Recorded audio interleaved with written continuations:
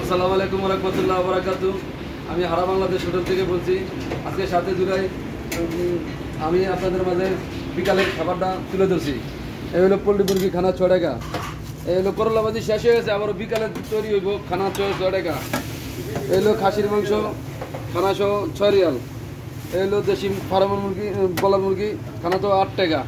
এই হলো মিষ্টি কুমড়া খানা সহ 6 রিয়াল।